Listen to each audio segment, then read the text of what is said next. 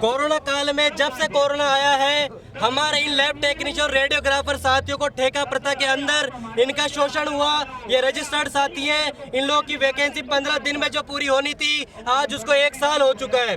Corona काल के समय जब ईएनटी डॉक्टर्स ने सैंपल लेने से मना कर दिया था उस टाइम इस पैरामेडिकल के लैब टेक्नीशियन साथी, उस टाइम के रेडियोग्राफर साथियों ने उन कोरोना मरीजों का सेवा करी। उन कोरोना मरीजों का सेवाओं को पूरी तरह से हमने सरकार का साथ दिया, लेकिन सरकार ने इन सभी बेरोजगारों के साथ में अन्याय किया है। मैं चिकित्सा मंत्री से कहना चाहता हूं, अगर आप में थोड़ी सी भी शर्म बची है, थोड़ा सा भी अगर आप में तो हमदर्दी है, तो इन जो परीक्षार्थी हैं, जो विद्यार्थी हैं, जो कैंडिडेट्स हैं, इनको तुरंत से तुरंत ज्वाइनिंग दी जाए। इनकी प्रोविजनल सूची रेडियोग्राफरों की बिल्कुल तैयार है, केवल ज्वाइनिंग बाकी है। और लैब टेक्नीशियन साथियों में एक सूची के बाद में भी ज्वाइनिंग बाकी है। जितने भी प्रार्थी हैं उन सबको जल्द से जल्द ज्वाइनिंग दी जाए ताकि सरकार का काम सुचारू रूप से हो चुके। साथ ही साथ ईसीजी में एक ईसीजी होती है हमारे जो पैरामेडिकल संवर्ग में ईसीजी होता है, टीएमटी होता है, ताकि जो सीरियस पेशेंट होता है तो उसके जब वो ईसीजी करता है तो उसका माउथ से माउथ कनेक्ट होता है, माउथ से उसको लगभग इन्फेक्शन खत्म रहता है। लेकिन उसने कोरोना काल में पूरी सेवाएं दी, लेकिन उसका आज तक भी उसको दस्तावेज सत्यापन के लिए तरसा रखा है। मैं चिकित्सा मंत्री से कहना चाहता हूँ कि सर, अगर आप में थोड़ी बहुत भी शर्म बची है, थोड़ी बहुत भी अगर आप इन विद्यार्थियों के बारे में सोचते हैं, अगर आप सच में ही चिकित्सा मंत्री हैं तो इन विद्यार्थियों को, इन परीक्षार्थियों को इनकी मांगे जल्द से जल्द पूरी हो। इसके अलावा मैं कहना चाहता हूँ ओटी कैडर, ब्लड बैंक और कैथ लैब, इन सब साथियों के कैडर बनने चाहिए। ये मेडिकल विभाग, राजस्थान एक बीमारू प्रदेश है, इस राजस्थान को बीमारू बनाए रखना है या फिर हमको उन्नतियों पर ले जाना है, ये चिकित्सा मंत्री जी आपके हाथ में है। पैरामेडिकल एकता जिंदाबाद। कब से आप यहाँ पर बैठे हुए हैं? हमें सुबह 12 बजे से जी, कब तक बैठे रहेंगे आप? हम जब तक हमारी मांगें पूरी नहीं होंगी तब तक हम यहाँ पर बैठे रहेंगे। क्या लगता है ये धरना प्रदर्शन करने से सरकार मानेगी, सरकार पे कुछ दबाव होगा? मैं इस तरह से कहना चाहता हूँ, सरकार के साथी हैं हम सब एक मेडिकल विद्यार्थी, और मेडिकल विद्यार्थी जो होता है सबसे सुनियोजित और अनुशासित विद्यार्थी होता है। आप देखेंगे कि वो कभी भी धरने के लिए नहीं आता है। उसकी जब सर से ऊपर पानी चला जाता है तो वो अपने किसी भी तरह से मरने को तैयार हो जाता है, क्योंकि वो तो हमेशा इंजेक्शन, हमेशा कोरोना विद्यार्थियों के, कोरोना मरीजों के साथ में रहा है। उसको तो पता है कि मेरे को तो मरना ही है, उसकी एंटीबॉडी तो वैसे विकसित है। अगर ये सोच ले कि पुलिस की लाठी से हम डर जाएंगे या फिर मंत्रियों के जो हमारी सेवाएं या किसी भी तरीके से हमारी साथ शोषण हो जाए तो हम हट जाएंगे, तो हम नहीं हटेंगे। हमारी भर्ती जल्द से जल्द पूरी होनी चाहिए, ईसीजी के दस्तावेज सत्यापन पूरे होने चाहिए। एक पैरामेडिकल संवर्ग के लिए अलग से सारी व्यवस्थाएं हो, अलग से निस्तारण हो। हम ये देख रहे हैं कि पैरामेडिकल का जो कार्य है आरएस अधिकारी कर रहा है, एक डॉक्टर कर रहा है, लेकिन पैरामेडिकल के साथी को पता ही नहीं है क्या हो रहा है। एक पैरामेडिकल काउंसिल में पैरामेडिकल एक भी बंदा नहीं है, वहां पर हमारे साथ शोषण हो रहा है। पैरामेडिकल में फर्जीवाड़ा हो रहा है, 2-2 साल के डिप्लोमे 5-5 साल में हो रहे हैं। विद्यार्थियों के साथ में शोषण हो रहा है। मैं कहना चाह रहा हूँ किसी अनरजिस्टर्ड लोग जिनको एक्सरे का नहीं पता, वो एक्सरे कर रहे हैं। एक्सरे करना है रीढ़ की हड्डी का, एक्सरे कर दिया बाएं पैर का। जांच करनी है यूरिन की, जांच कर दी सीबीसी की। तो मैं कहना चाहता हूं मंत्री जी, अगर आप में थोड़ी सी भी शर्म बची है, मैं सीधा खुली चुनौती दे रहा हूं सर आपको, क्योंकि आप मेरी आवाज अगर आप तक पहुंचे कि हम तो मरने के लिए तैयार हैं, डंडे खाने के लिए तैयार हैं, मैं बैठा हूं, आप बैठो, यहीं आ जाओ। नहीं इनका विस्तारण 20 दिन के अंदर अंदर इन साथियों को ज्वाइनिंग दो और कैडर निर्माण जल्द से जल्द अप्रैल में जो आपकी मीटिंग होनी स्वास्थ्य भवन उसके अंदर सभी कैडर बनवाएं। मैं आपका बहुत बहुत धन्यवाद करूंगा और यह पूरा पैरामेडिकल साथी आपके साथ में होंगे और आपके जहां भी चुनाव होंगे हम आपका प्रचार करेंगे और निःशुल्क और बिना किसी लालच के आपके साथ जाएंगे। लेकिन हमें आपके ऊपर उम्मीद है, इन मुद्दों पे पानी ना फेरे और कोरोना काल में जिनसे आपको उम्मीदें थी उनकी उम्मीदों पे आप खरा उतरे। इसी के साथ में आप पैरामेडिकल साथियों से मैं कहना चाहूँगा कि आप लोग कहीं नहीं जाएंगे जब तक कि मंत्री जी और मुख्यमंत्री से हमको नियोजित रूप से कोई जवाब नहीं मिल जाता है। पैरामेडिकल एकता जिंदाबाद। हमारी मांगे पूरी करो, हमारी मांगे पूरी करो। सरकार नहीं मानती है तो अगर हमारी मांगे सरकार के द्वारा नहीं मांगी जाएगी तो हम लगातार जब तक हमारी मांगों को पुख्ता रूप से मांग के रूप में मानकर और उनका एक नियमित टाइम का अल्टीमेटम नहीं दिया जाएगा तब तक हम यहाँ से बिल्कुल भी नहीं हिलेंगे। अगर जरूरत पड़ी तो आमरण अनशन भी कर दिया जाएगा यहाँ पे चालू, जो कि हमने पहले से सुनियोजित कर रखा है। और हम चाहते हैं कि जिस कोरोना काल में सब लोग घरों में बैठे हुए थे, सारा लॉकडाउन कर दिया गया था, एक पैरामेडिकल कर्मी ही जो इस देश की रीढ़ की हड्डी होता है वही अपनी सेवाओं को मजबूती के साथ दे रहा था और उस टाइम से देते हुए आज भी हम लोग उसी चीज में चल रहे हैं। लेकिन ठेकेदार प्रथा के अंदर और अनरजिस्टर्ड लोगों के थ्रू हमें बेरोजगारों को बिल्कुल वंचित कर रखा है। रजिस्टर्ड लोग बाहर घूम रहे हैं और अनरजिस्टर्ड लोग आज सेवाएं दे रहे हैं जिनका योजनाओं में किसी भी तरह का रजिस्ट्रेशन नहीं है और किसी भी तरह से उनको एलिजिबिलिटी नहीं है। हम चाहते हैं कि लैब टेक्नीशियन, रेडियोग्राफर की प्रोविजनल जल्दी से जल्दी आए और इसी सत्यापन जो 9 महीनों से लंबित चल रही है उसका तत्काल सत्यापन हो और जल्दी से जल्द भर्तियां पूरी हो, ये हमारी मांग है। मेरी एक प्रमुख बात है नेत्र सहायक वाली। राजस्थान सरकार ने अंध मुक्त भारत अभियान चलाया हुआ है। मैं पूछता हूँ राजस्थान सरकार से कि किसी भी मेडिकल कॉलेज में, पूरे राजस्थान के किसी भी मेडिकल कॉलेज में नेत्र सहायक का पद नहीं है। इससे बड़ी शर्म की बात राजस्थान के लिए क्या होगी? आप ऐसा अंधमुक्त भारत बनाएंगे? आपने आई बैंक खोल रखे, आई बैंकों में रजिस्टर्ड साथी नहीं है। हम लड़ रहे हैं, हम इन चुनौतियों से हमें कोई डर नहीं है। ये सरकार चूतिया है, हम इनसे परेशान हैं। इनको ये नहीं पता रजिस्टर्ड साथी क्या होते हैं, नॉन रजिस्टर्ड क्या होते हैं। आंखों के साथ खिलवाड़ हो रहा है, आंखों के साथ खिलवाड़ हो रहा है, डायलिसिस कर रहे हैं जिनको डायलिसिस करना नहीं आता। मैं पूछना चाहता हूँ राजस्थान की जनता से कि आपने कैसी सरकार चुनी है? अंध मुक्त भारत अभियान में एक ऑप्थेल्मिक जो असिस्टेंट है उसका पद सर्जित नहीं है किसी मेडिकल कॉलेज में। मेडिकल सोसाइटी जो है आपकी एजुकेशन सोसाइटी है उसको पता ही नहीं है कैसा पद होता है। ओटी कैडर है, इसका पता नहीं है। तो मैं सरकार से कहना चाहूँगा कि आप अपना बोरिया बिस्तर बांध लें, ये आंदोलन लंबा चलने वाला है और अगर मांगे नहीं मानी जाती है तो शायद मैं बताऊंगा उससे ज़्यादा भयानक स्थिति हो सकती है। तो ये कहना है कि जो अनरजिस्टर्ड है वो तो है ना, उनका सिलेक्शन हो जाता है और जो रजिस्टर्ड है उनका नहीं हो पाता है। देखिए मैडम, बात ऐसा है कि जितने भी मेडिकल कॉलेजेस हैं उनमें एक अभी प्रावधान निकला, एक एक्ट निकला हुआ है 2008 से। वो 2008 से अभी तक अनुपालना नहीं हुई है कि जो अनरजिस्टर्ड साथी हैं वो ठेके के माध्यम से या किसी एजेंसी के माध्यम से लगे हुए हैं। वो क्या कर रहे हैं, रजिस्टर्ड साथी के एक सीट खा रहे हैं। उसके अलावा जो वैकेंसी ऑलरेडी आई हुई है, उस पर भी हमको ज्वाइनिंग नहीं मिल रही है। तो रजिस्टर्ड साथी अपना कोर्स कर ही क्यों रहा है? जो 10वीं पास है अगर वही सारा काम कर लेगा तो क्या जरूरत है फिर हम लोगों ने? तो कहने का मतलब यह है सरकार कोर्स ही बंद कर दे या कोर्स चालू भी रखे तो फिर सीधी सी बात है कि हमारी मांगे पूरी हो। तो क्या लगता है सरकार भेदभाव कर रही है? सरकार भेदभाव नहीं कर रही है। मैंने कहा ना, सरकार में बुद्धि नहीं है, रघु शर्मा जी में बुद्धि नहीं है, मंत्री जी में बुद्धि नहीं है। ये लाइव सुन रहे तो सुने, बुद्धि का विकास उनका नहीं हुआ है कि उन्होंने शायद मेरे हिसाब से मेडिकल की जिम्मेदारी गलत ले ली है। उनको चिकित्सा मंत्री रहने का कोई अधिकार ही नहीं है। उनको जल्द से जल्द इस्तीफा दे देना चाहिए। उनको पता होना चाहिए कोरोना काल में किन लोगों ने तुम्हारी लाज बचाई थी, वरना घूमते रहते। राजस्थान की लाज हमने बचाई है, भीलवाड़ा को हमने सबसे पहले मुक्त किया है, कोरोना मुक्त। अगर हम लोग हैं तो सब कुछ है। तुम्हारे अधिकारी कहाँ चुप के बैठे थे? और खुद को कोरोना हुआ था तब ये भाग रहे थे। हमने बताया था किस तरह से सारे काम करने।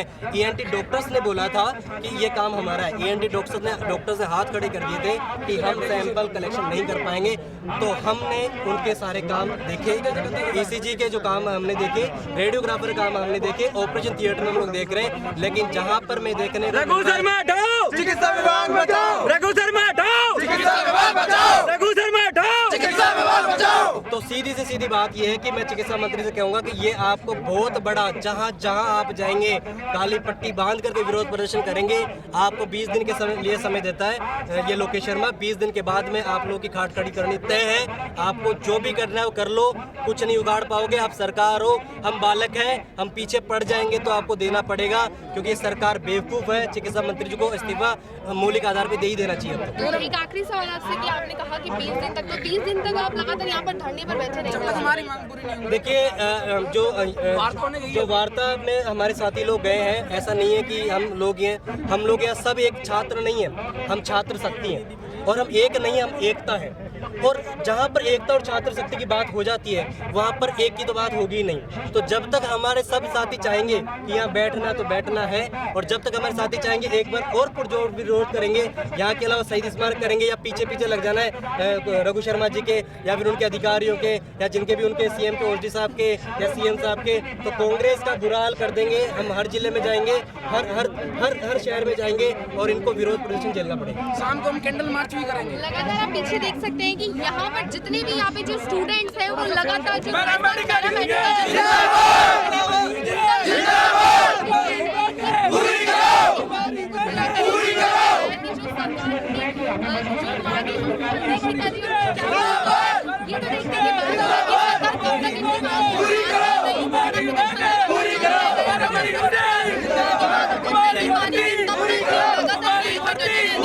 मरुधर बुलेटिन ग्राउंड पर आकर आपको एक्सक्लूसिव रिपोर्ट्स दिखा रहे हैं कि जो युवा है, देश का युवा, वो लगातार बेरोजगारी की चपेट पे आ रहा है और जो सरकार है वो मांग ही नहीं मान रही है। किस तरीके से आप देख सकते हैं कि यहाँ पर आप हमारे देख सकते हैं कि लगातार जो यहाँ पे बैठ सकते हैं कि जनता कितनी भारी मात्रा में यहाँ पर लगातार डटकर बैठी हुई है। अब हम जानेंगे कि इनकी क्या क्या मांगे, किस तरीके से वो यहाँ क्यों बैठे हैं, क्या वो आगे सरकार से उनकी क्या मांगे, वो हम जानकर बताएंगे कि किस तरीके से वो, और यहाँ पर कब तक लगातार डटकर बैठे हैं।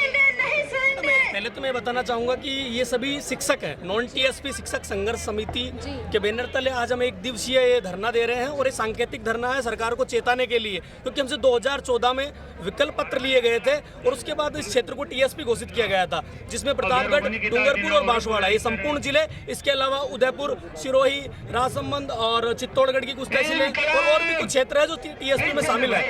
और हमारी केवल एक शुक्रिया मांग है कि टीएसपी से नॉन टीएसपी क्षेत्र में हमारा समायोजन किया जाए। और इस मांग को लेकर कई वर्षों से यह मांग लंबित है। 20 से 25 साल से हमारे साथी शिक्षक इस मांग को लगातार उठा रहे हैं, लेकिन कोई सुनवाई नहीं हो रही और अनार्थिक मांग है। सरकार को इसमें कोई नुकसान नहीं है, किसी तरह की कोई आर्थिक हानि नहीं है। और दूसरी सबसे बड़ी बात, वहाँ के बेरोजगारों को फायदा होगा। वो लगातार मांग कर रहे हैं कि हमको बाहर वाले शिक्षक हैं, नॉन टीएसपी के शिक्षक हैं, इनको यहाँ से टीएसपी में भेजा जाए, टीएसपी से निकाला जाए, ताकि हमको रोजगार का मौका मिले और आगे भी रोजगार के अवसर प्राप्त हो। जी, लेकिन एक चीज मैं आपको बताना चाहूंगी, यहाँ पे जो बैठे हुए हैं वो सभी शिक्षक हैं, लगातार जो धरने में बैठे हुए हैं, इन्होंने बताया कि किस तरीके से जो इनकी आगे की मांगे हैं, जो आगे की तरफ जो टीएसपी में शिफ्ट नहीं किया गया है, उस पर ये चर्चाएं कर रहे हैं, बता रही हैं आखिर किस तरीके से जो मांगे हैं लगातार सरकार नहीं मान रही है। तत्कालीन 2014 सरकार में राजस्थान विनिर्दिष्ट क्षेत्र सेवा नियम लागू किया गया था, जिसके तहत टीएसपी की जो अधीनस्थ भर्तियां थी तृतीय श्रेणी द्वितीय श्रेणी के लिए टीएसपी के मूल निवासी ही पात्र रहेंगे। नॉन टीएसपी का कार्य टीएसपी क्षेत्र में पदस्थापित नहीं हो सकता है। अब 2014 के बाद से लगातार 3 भर्तियां हो चुकी है। टीएसपी क्षेत्र में नॉन टीएसपी कार्य पदस्थापित नहीं हो सकते, लेकिन 2014 से पूर्व में जो नॉन टीएसपी के द्वितीय और तृतीय श्रेणी शिक्षक लगे हुए थे, उनसे उस समय मुख्य सचिव के द्वारा आदेश जारी किया गया था, जिसके तहत सीमत विभागाध्यक्षों से विकल्प पत्र मांगा गया था कि आप अपनी सेवा भविष्य में टीएसपी में देना चाहते हैं नॉन टीएसपी। तो जो नॉन टीएसपी के उस समय पूर्व पदस्थापित शिक्षक थे, उन्होंने नॉन टीएसपी का विकल्प पत्र दिया था। उसके बाद विभाग को रिक्त पद मानते हुए बेरोजगारों को नियुक्ति देने की और नॉन टीएसपी शिक्षकों का समायोजन नॉन टीएसपी क्षेत्र में करना था, लेकिन सरकार ने अब तक इस मामले में कोई कार्रवाई नहीं की है। 2014, 2016, 2018 भर्तियां हो चुकी है। अब आगामी रीट 2021 आ रही है, और हम लोग 12-13 हैं जो 98 से लगाकर 2014 तक डार्क जोन था, उसके बाद 14 में टीएसपी हो गया। टीएसपी पूर्व में था, लेकिन डार्क जोन के बाद टीएसपी का इन्होंने अधिनियम बना दिया, तो वहाँ फंसे हुए हैं। और हमारी एक सीधी सी मांग है कि हमारे विकल्प पत्रों के आधार पर हमारा समायोजन किया जाए। शिक्षा विभाग ट्रांसफर करता है, लेकिन उसमें एक लाइन लिखी आती है टीएसपी से नॉन टीएसपी के लिए रिलीव नहीं किया जाए। अब इसमें समस्या क्या आ रही है, जिसका विकल्प पत्र उसको तो रिलीव किया जाए। हमारी सीधी सी मांग है कि विकल्प पत्र के आधार पर रिलीव किया जाए। अगर मेरा विकल्प पत्र नॉन टीएसपी का तो मुझे नॉन टीएसपी रिलीव किया जाएगा, लेकिन अगर मेरा नॉन टीएसपी का विकल्प पत्र नहीं तो रिलीव नहीं किया जाएगा। अन्य विभागों में हो रहे हैं ट्रांसफर। कब तक आप लगातार यहाँ बैठे रहेंगे? आज तो फिलहाल सांकेतिक करना है, 1 दिन का है। अगर सरकार हमारी मांग नहीं मानती तो हम आगामी दिनों में अपने परिवार के साथ, माता पिता के साथ, बच्चों के साथ धरना देंगे, अनिश्चितकालीन देंगे, आमरण अनशन तक करेंगे। आप कहाँ से?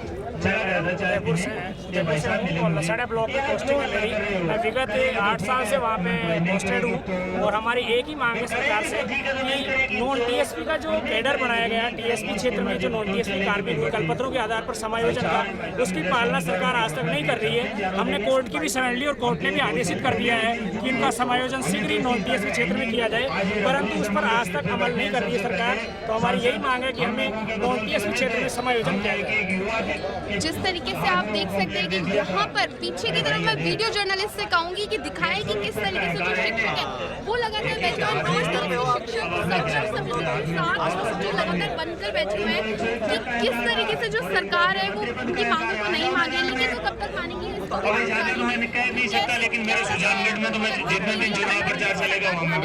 दबाव बनेगा। देखिए, सभी अन्य विभागों में विकल्प पत्रों के आधार पर रिव्यू किया जा रहा है। नर्सेज जो नर्सेज लगे थे 2018 में, उन्होंने मांग की थी और उनका समायोजन अभी 2020 में किया गया है। अन्य विभागों में जब ट्रांसफर होते हैं, वो राजस्व विभाग हो या विकास विभाग हो, इनमें जब ट्रांसफर होते हैं तो उसमें लिखा आता है विकल्प पत्र के आधार पर रिलीव किया जाए। और हमारी सीधी सी मांग है कि विकल्प पत्र के आधार पर हमारा भी समायोजन नॉन टीएसपी में किया जाए। जब अन्य विभागों में हो रहा है तो हमारे साथ भेदभाव क्यों किया जा रहा है? और हमें आशा है क्योंकि वहाँ के स्थानीय बेरोजगारों को भी रोजगार की आवश्यकता है और वहाँ के बेरोजगार की इस मांग को लेकर एबीवीपी सहित अन्य अनेकों संगठन, सामाजिक संगठन, राजनीतिक संगठन जो दबाव बना रहे हैं। जनजातीय मंत्री सहित अन्य जो वहाँ के स्थानीय प्रतिनिधि है, विधायक के साथ वो भी मांग कर रहे हैं और वो भी चाहते हैं कि नॉन टीएसपी के 1200-1300 कर्मचारी है, ये एक बार वापस अपने गृह क्षेत्र में चले जाए और हमारे यहाँ के स्थानीय टीएसपी आदिवासी बेरोजगार उनको रोजगार मिले। तो हमें भी उम्मीद है कि सरकार बहुत जल्द कार्रवाई करेगी। बिल्कुल, लगातार जिस तरीके से आप बड़े रिलेटेड आपको ग्राउंड में दिखा रहे हैं कि किस तरीके से जो शिक्षक है वो लगातार धरने पर बैठे हुए हैं। उन्होंने बताया कि आगे किस तरीके से जो सरकार है वो नहीं मानती तो वो आगे और ये बढ़ना चाह रहे हैं। आपको दिखाया आगे की तरफ जिस तरीके से यहाँ पे आप देख सकते हैं कि जो युवा है वो लगातार बैठे हुए हैं और आगे किस तरीके से जो आगे की जो परीक्षाएं हैं वो देखी जा रही है। यहाँ पर मैं आपको बता सकती हूँ, पीछे की तरफ आप देख सकते हैं लगातार ग्राउंड में रह के हम आपको दिखा रहे हैं कि आगे की तरफ हम देखेंगे कि Rajasthan para medical student union भी यहाँ पर लगातार जग के बना हुआ है। आखिर क्या समस्याएं हैं, क्या क्या परेशानियां हम आपको दिखाएंगे और हम आपको बाहर भी करवा पाएंगे कि जो यहाँ पर जो मेडिकल स्टूडेंट्स हैं उनकी क्या परेशानी है, क्या उनकी जो परेशानी है वो हम आपको लगातार बताते हैं।